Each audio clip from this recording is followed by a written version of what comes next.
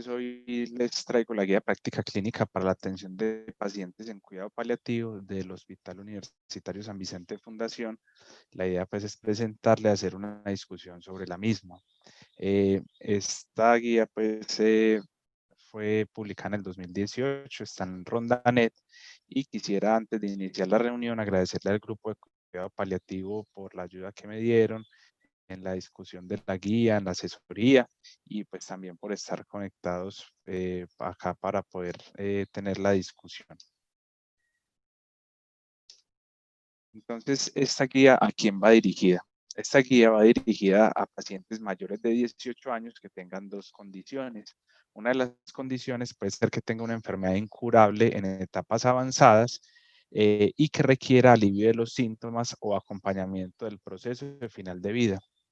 El segundo grupo de pacientes a quien va dirigida esta guía es a pacientes mayores de 18 años que tengan una enfermedad oncológica independiente de su estadio y que por su enfermedad oncológica requiera manejo de los síntomas asociados a su tratamiento oncológico o a la enfermedad per se.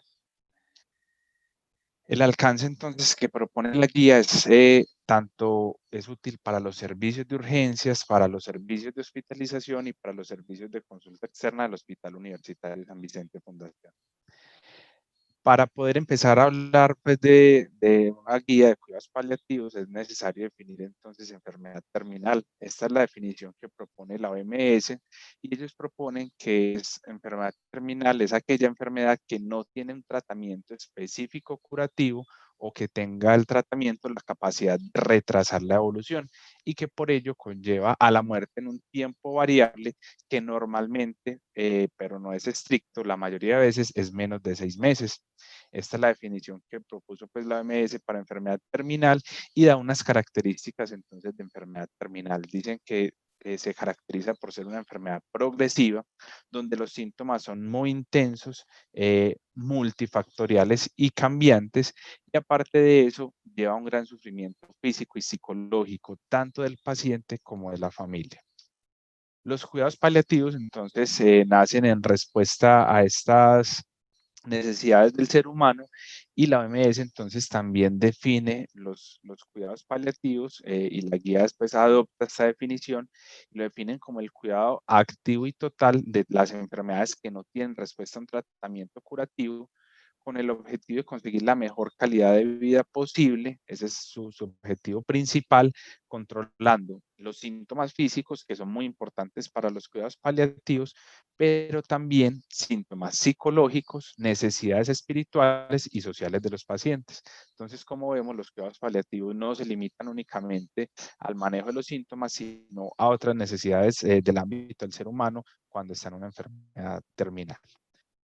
Hay unas bases terapéuticas para los cuidados paliativos que propone la guía. Entonces nos dicen, debe ser una atención integral. Cuando se habla de atención integral se refiere a que no solo se está tratando el síntoma físico, sino que también se están atendiendo las otras necesidades que mencionamos en la diapositiva anterior.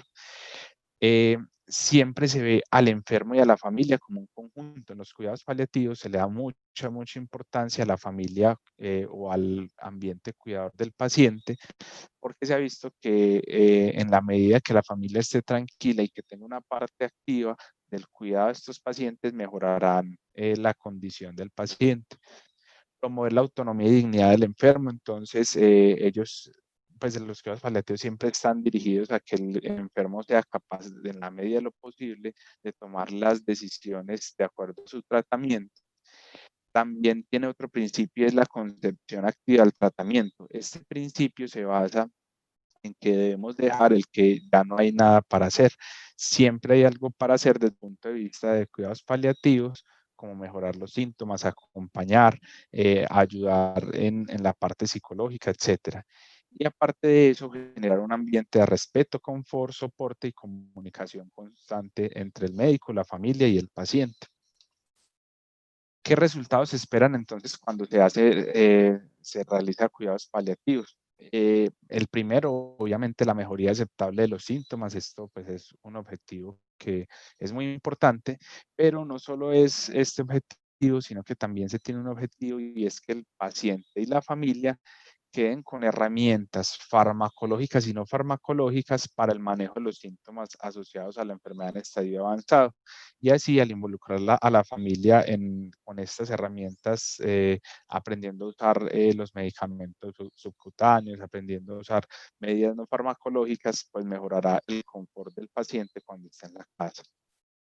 Muy bien, entonces esta guía va a tratar 3 grupos principales de síntomas que presentan los pacientes en etapas finales de la vida y son, digamos que los principales. Obvia algunos síntomas muy importantes y muy común como el dolor. Para esto el hospital tiene otra guía que no se aplica pues para la reunión de hoy, sino que va a hablar únicamente de los síntomas gastrointestinales, los síntomas respiratorios y los síntomas neuropsiquiátricos. Entonces, en eso nos vamos a enfocar el día de hoy. Entonces, empieza hablando del estreñimiento. El estreñimiento, desde el punto de vista teórico, está definido como una frecuencia baja de posiciones. Muchos libros, incluso la guía, mencionan que sean menos de 3 deposiciones a la semana o dificultad para lograr las mismas. Discutiendo con el grupo de cuidado paliativo, ellos me hacían caer en cuenta que probablemente para ellos la del estreñimiento no se basa tanto en una frecuencia de posiciones, en un valor absoluto, menor de 3, menor de 4, sino que se basa más en que la dificultad para lograr las deposiciones le genere síntomas e incomodidad al paciente. Ese sería, digamos, como el umbral para empezar a tratar el estreñimiento. En el paciente paliativo existen muchas causas de estreñimiento, causas propias de los tumores, como invasión intestinal al tumor, la carcinomatosis peritoneal con compresión extrínseca, la hipercalcemia, la neuropatía autonómica generada por la quimioterapia y por la radioterapia, propias del paciente, como la inactividad que tienen estos pacientes, la baja ingesta, el bajo consumo de fibra, la dificultad de acceso al baño. Son pacientes que no, entonces no pueden pararse, tienen que hacer en un patio y esto dificulta entonces esa parte psicológica que tiene, que es tan importante en la defecación. Los medicamentos que reciben, los opioides, los antiácidos, los anticolinérgicos, la propia quimioterapia, el ondansetrón, que al tener un efecto antiserotoninérgico también puede facilitar la constitución, el estreñimiento, perdón. Las comorbilidades, como la compresión medular, la uremia, y esos pacientes, cuando no se tratan, pueden desarrollar el síndrome de Ogilvy, donde generan una macrodilatación del colon que se comporta de manera muy parecida a la obstrucción intestinal, pero que es más un trastorno funcional. Las complicaciones del estreñimiento son importantes. Muchas veces generan vómito y ese vómito, digamos, no es per se asociado a la quimioterapia o al estado oncológico, sino por el estreñimiento, el dolor abdominal, dolor perineal, hemorroides, fisuras anales, pseudodiarrea por rebosamiento, retención urinaria secundaria con presión, digamos, extrínseca y distensión abdominal. Eh, el tratamiento que propone entonces el protocolo se basa en un tratamiento no farmacológico y en un tratamiento farmacológico. Se propone que todo paciente que reciba opioides debería recibir un laxante.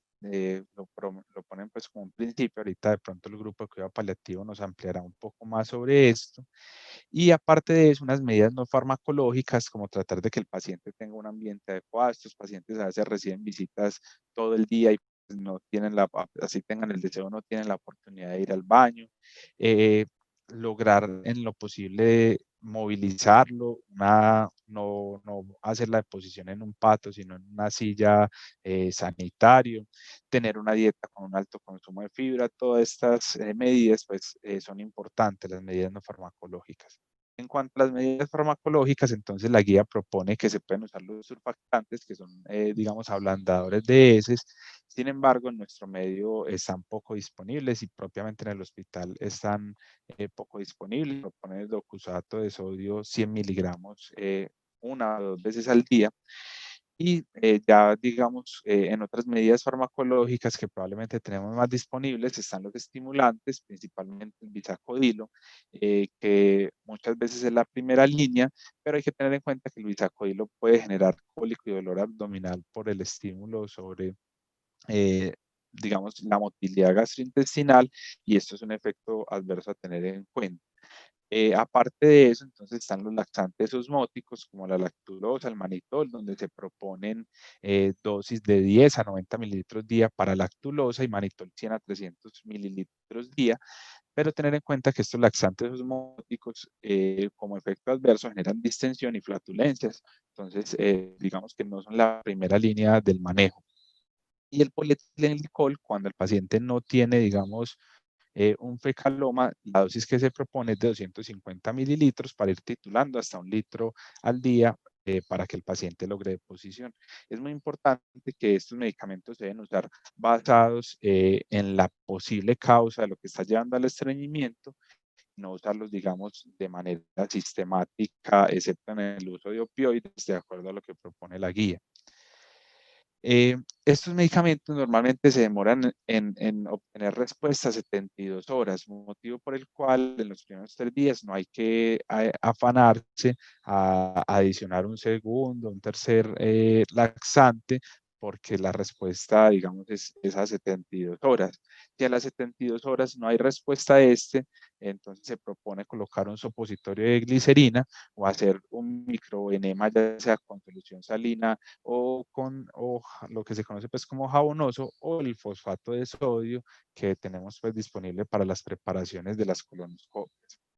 Es muy importante que cuando un paciente acusa el síntoma de constipación y esta constipación no responde al manejo farmacológico, la importancia es de hacer el tacto rectal, ya que ahí lo que se debe descartar es un fecaloma, una impactación de materia fecal que el 90% están en el recto, pero hay un 10% que se puede localizar incluso en el ciego y los rayos X de abdomen en ese escenario son muy útiles para documentarlo.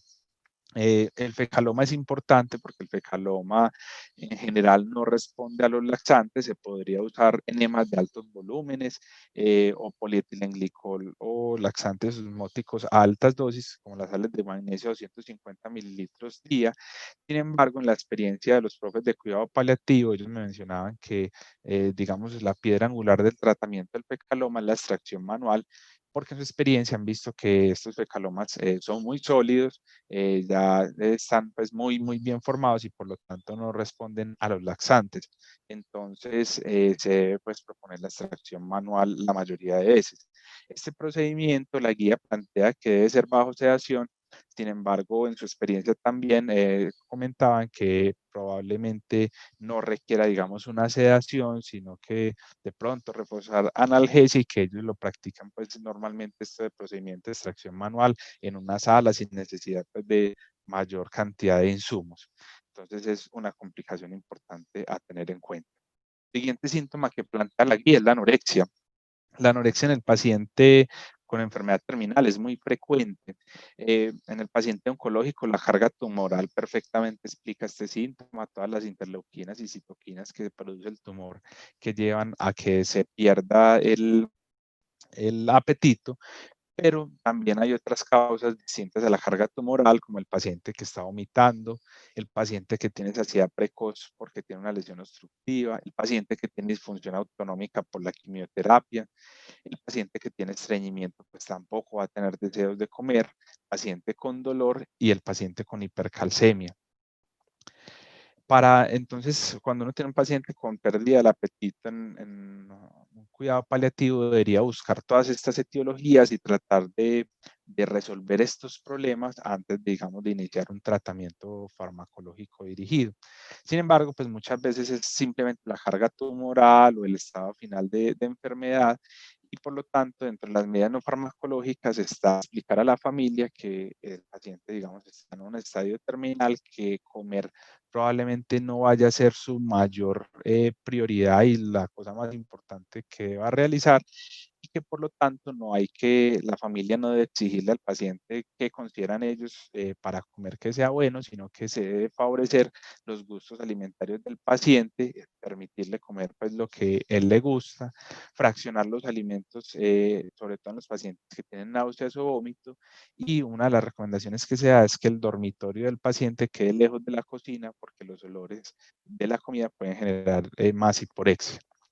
Dentro del manejo entonces farmacológico en los pacientes que tengan un retardo en el vaciamiento gástrico se puede usar metoclopramida y esto puede ayudar entonces a ese síntoma de hiporexia o anorexia y pues como la piedra angular del tratamiento de estos son los esteroides. Los esteroides se han visto que mejoran el apetito y las dosis que se proponen para la mejoría de la hiporexia son de 4 a 8 miligramos de dexametasona intravenosa.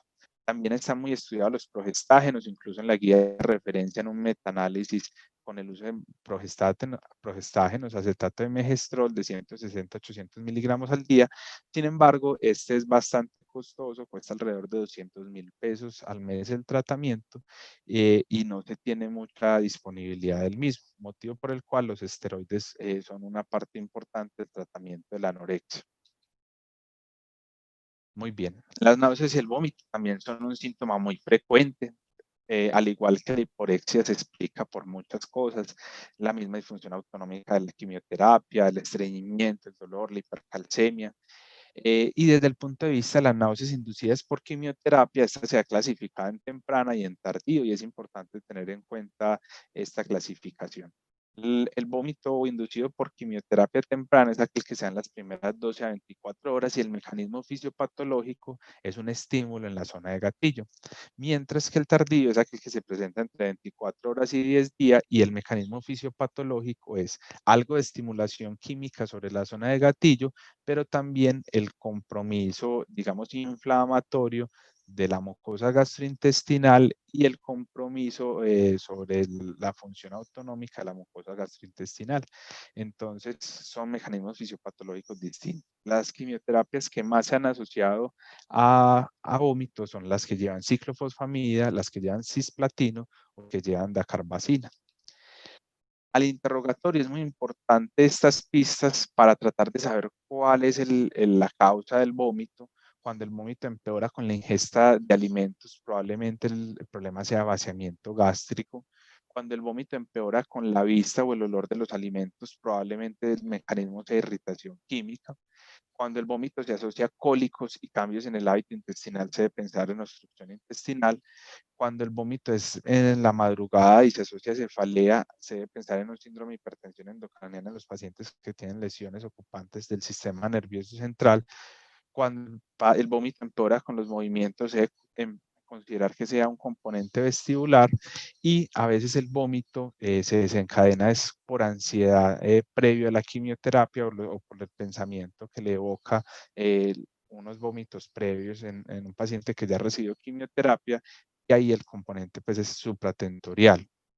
Entonces se propone como tratamiento medidas no farmacológicas, como explicarle a la familia que esto es un síntoma común, normal, favorecer los gustos alimentarios para que evite pues vomitar la comida, fraccionar los alimentos, el dormitorio lejos de la cocina y la higiene oral también, dado que un paciente con una mucositis, con un compromiso malo de la higiene oral, pues va a favorecerse el vómito.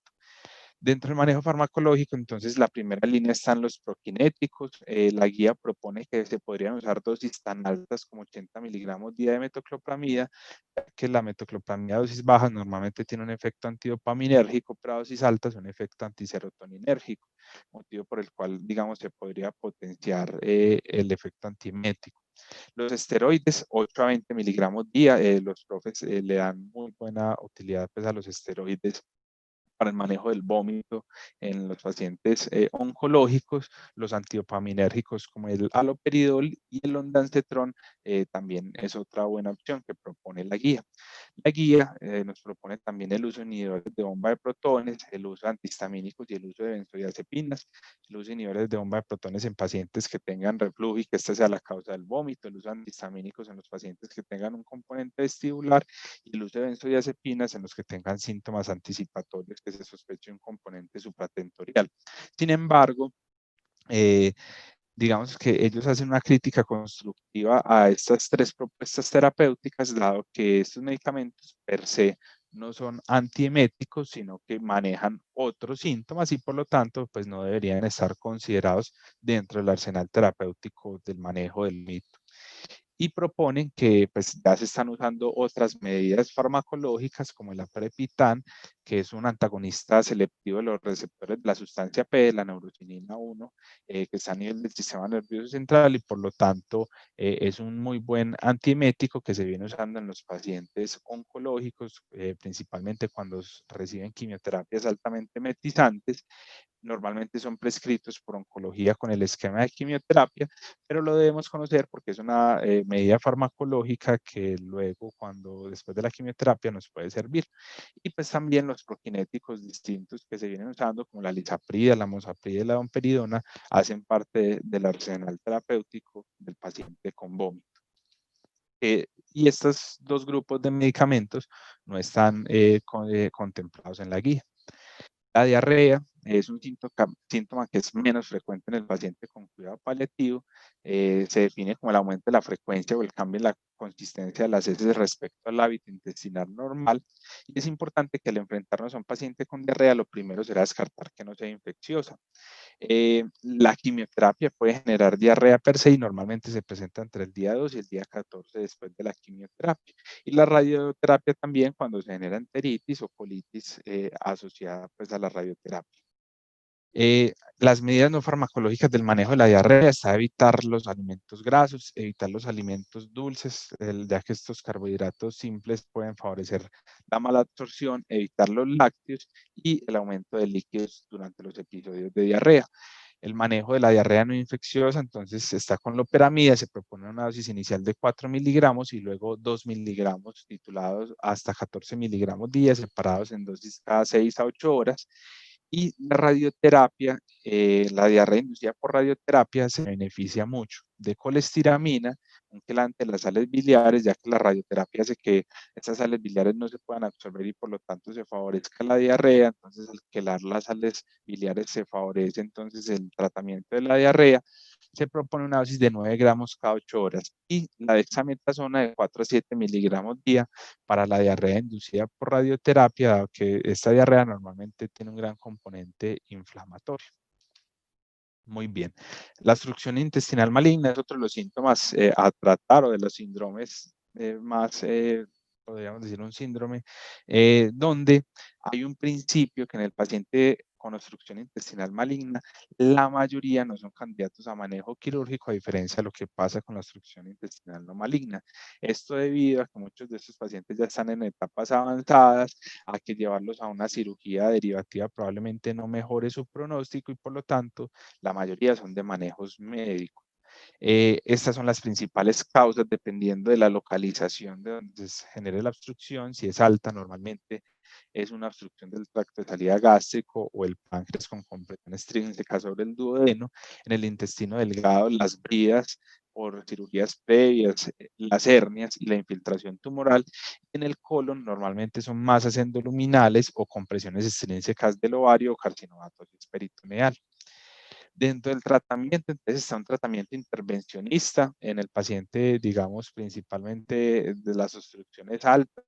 eh, se pueden beneficiar de stent paliativos. Las sondas nasogástricas se deben usar por corto tiempo únicamente para mejorar el vómito de manera transitoria y ya después de esto, si el paciente, digamos, tiene una expectativa de vida aceptable y el vómito es muy incoercible, la gastrostomía puede estar indicada para el manejo del vómito de estos pacientes. Y muy importante mantener una adecuada hidratación intravenosa mientras que logra estabilizar el proceso de obstrucción.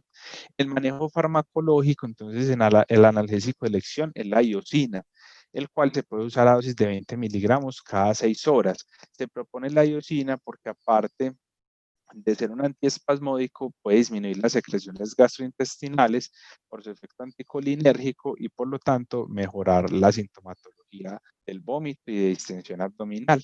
El octreotide de 0.2 a 0.9 miligramos subcutáneo día es otra opción y la metoclopramida y digamos, y una de los opioides, digamos, no son la primera línea del manejo del paciente con obstrucción intestinal, porque al aumentar el vaciamiento gástrico sobre un intestino obstruido puede empeorarse los síntomas. Y en caso de los opioides, al disminuir la motilidad intestinal, perdón, también pueden empeorarse los síntomas. Sin embargo, en el paciente que no tiene mejoría con la iosina y en el paciente que no tiene mejoría pues, con el manejo médico, se podría dar una prueba de metoclopramida y ver cómo la tolera, y también se podrían considerar algunas dosis de opioides para el manejo del dolor del paciente. Es muy importante resaltar que estos pacientes se benefician de esteroides, sobre todo los que tienen infiltración tumoral de la pared intestinal o que tengan compresión extrínseca del tumor, porque los esteroides pueden desinflamar es el tumor, y por lo tanto lograr que haya un paso de los alimentos, así sean una menor proporción a la luz intestinal normal, pero que permita mantener una funcionalidad sin necesidad de stent, sin necesidad de gastrostomías o manejos intervencionistas. Más o menos se puede dar una plan terapéutica de 5 a 7 días de esteroide y evaluar la respuesta. La disfagia es otro síntoma gastrointestinal muy importante. Normalmente está relacionado a cánceres que se localizan en el cuello y en el pulmón o en la enfermedad neurológica. Sin embargo, es importante ver que hay pacientes en cuidado paliativo que pueden tener candidiasis esofágica, mucositis o irritación del esófago dada por radioterapia, motivo por el cual esos pacientes se podrían beneficiar de algún manejo farmacológico, aparte de las medidas derivativas como los estenos, las ostomías. Si el paciente se le documenta candidiasis esofágica, se beneficia de nistatina de acuerdo a la guía. La guía también propone una lidocaína saborizada en gel. El grupo de cuidado paliativo dice pues que es muy difícil de conseguir, y aparte de eso no están de acuerdo en que se proponga deglutir la lidocaína, lo cual no está aprobado de manera generalizada. Entonces, normalmente, pues el manejo se basa únicamente en la nistatina para la candidiasis esofágica que genera disfagia. Ahora pasamos a los síntomas respiratorios. Un síntoma respiratorio muy importante es la disnea. La disnea tiene múltiples causas en el paciente paliativo, metabólicas como la hipercalcemia, la hiponatremia, cualquier trastorno hidroelectrolítico puede generar disnea. Psicógenas extrínsecas, entonces está, digamos, el paciente con ascitis grado 3, el paciente con una hepatomegalia muy importante, el paciente con parálisis diafragmática. Todas estas causas extrínsecas pulmonares pueden llevar a disnea, y si no las resolvemos, pues el paciente no mejorará. Ya causas pulmonares como tal, como la masa pulmonar, la obstrucción de los bronquios fuentes, el derrame pleural, vasculares como el tromboembolismo pulmonar, muy importante pues ver que no sea esto, y el tratamiento va dirigido a esas causas. Sin embargo, a veces los pacientes no se benefician de estudiar de manera exhaustiva estas causas, y por lo tanto pues, requerirán alivio del síntoma, para lo cual se tienen medidas no farmacológicas y farmacológicas. En las medidas no farmacológicas se propone una posición donde el paciente esté casi sentado, un poco inclinado hacia adelante, tratar de realizar medidas de ahorro de energía, como no ir a bañarse al baño, sino ser bañado sentado, evitar entonces los movimientos que le gasten energía que no sean necesarios.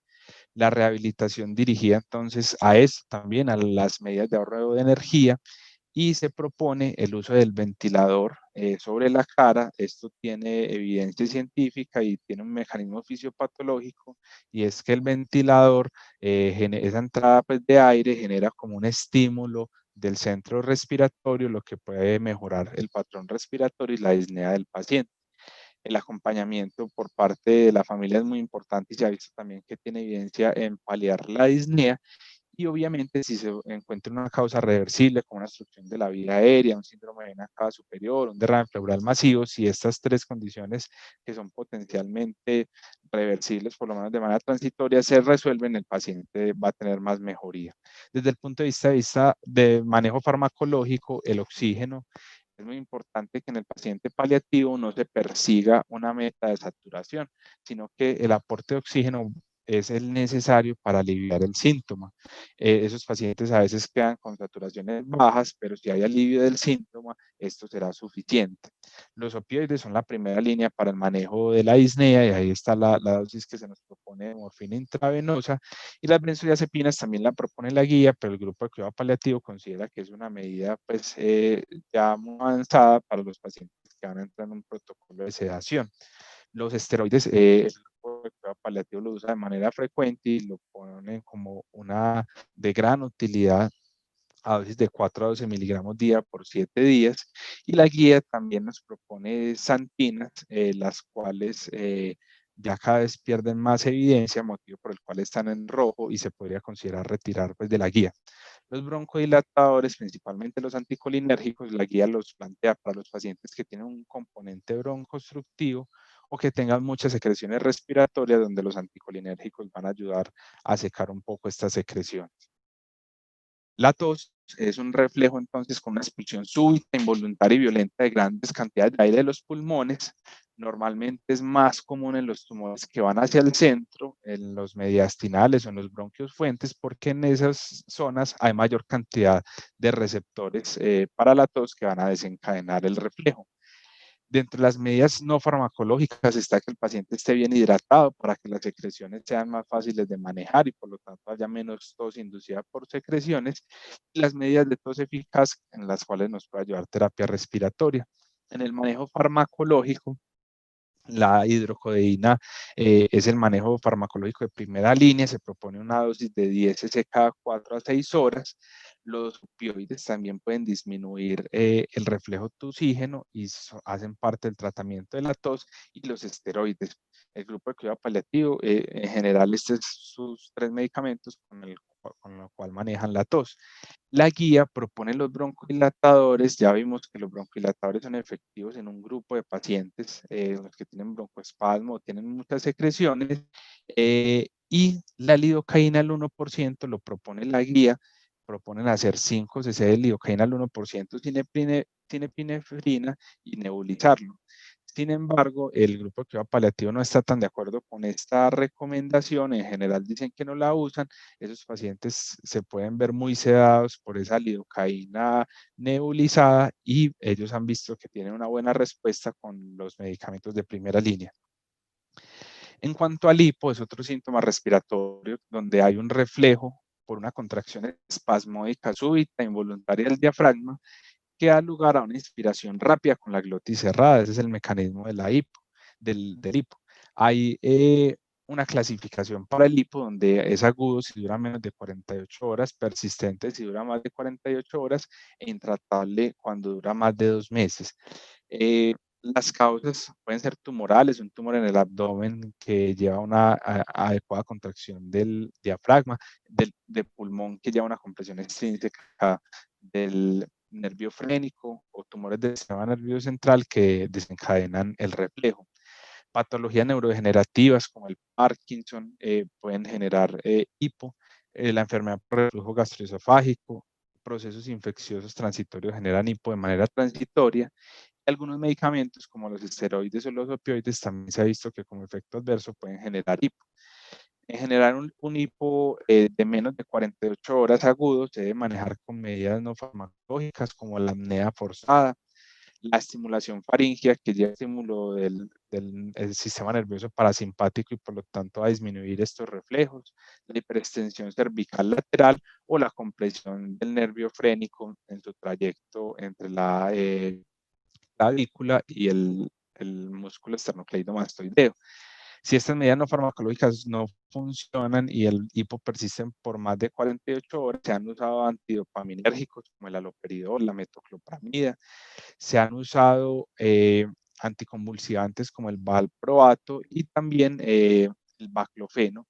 Sin embargo, la guía propone una dosis que es un poco alta, de 10 a 20 miligramos cada 8 horas.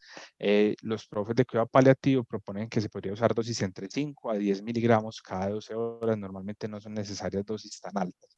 Los calcioantagonistas también pueden ser útiles en dosis de 10 a 20 miligramos cada 8 horas. Hay pacientes que definitivamente ninguno de estos medicamentos logra controlarles el hipo y por lo tanto requieren sedación para esto.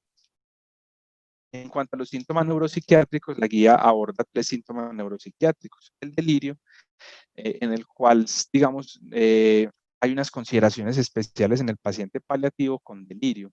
Es que estos pacientes normalmente muchas veces están deshidratados, por lo que el estado de hidratación es muy importante. Es muy importante evaluar la alimentación y las deposiciones, dado que como el estreñimiento es tan frecuente, muchas veces este delirio es favorecido por el estreñimiento y se mejoraría mejorando el estreñimiento.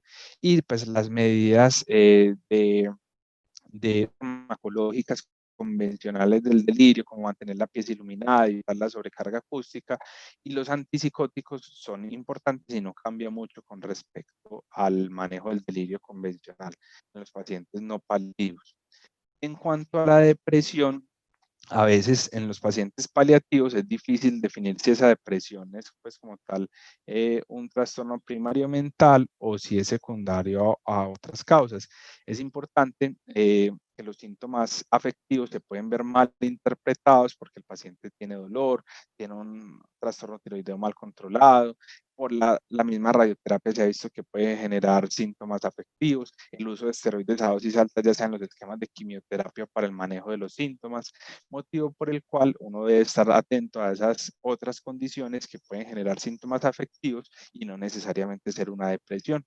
Dentro del tratamiento del paciente que está deprimido, entonces no dista mucho del tratamiento convencional con inhibidores de la recaptación de serotonina, antidepresivos tricíclicos, sobre todo en el paciente en el cual se asocia algo de insomnio, y la guía propone el metilfenidato para el paciente que tiene una corta expectativa de vida y que requiere un manejo para la depresión. Sin embargo, está señalada en rojo porque los profes de cuidado paliativo consideran que esto no es una indicación para colocar metilfenidato.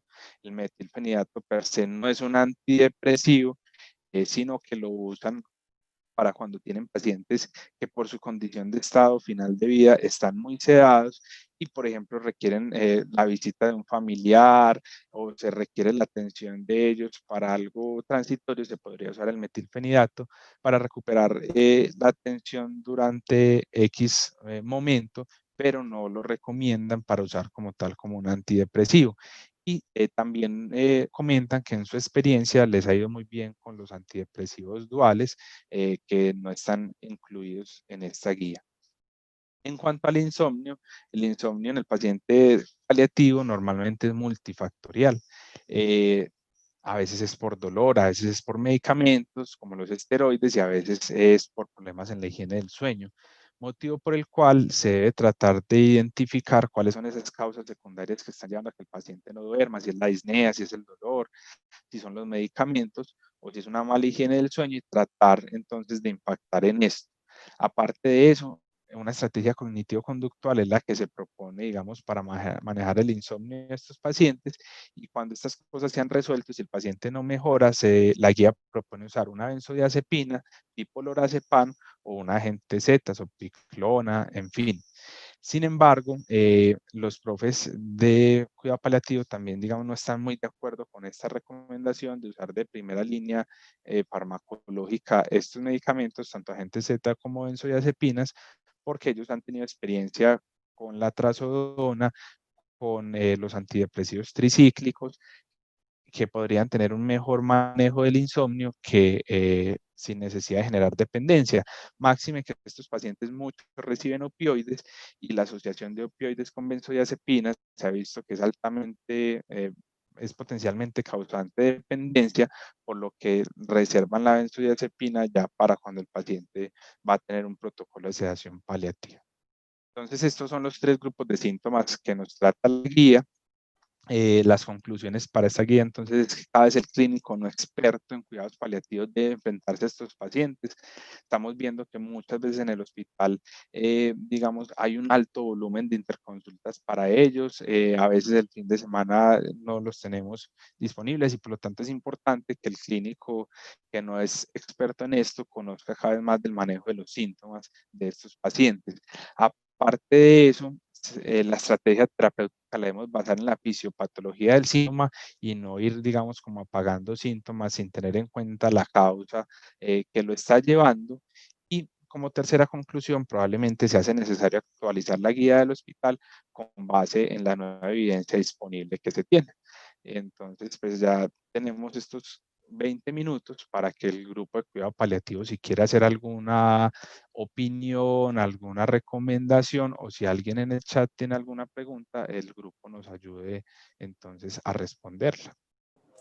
Buenos días, muchas gracias por esta revisión que también nos ayudó a nosotros a evaluar como lo que está en la guía que está publicada y sí, la conclusión es que debemos hacer las modificaciones necesarias según nuestro trabajo en común y según la actualización pues que nos brinde la evidencia y lo que tengamos que añadir. Entonces agradecemos este espacio que también es útil para nosotros.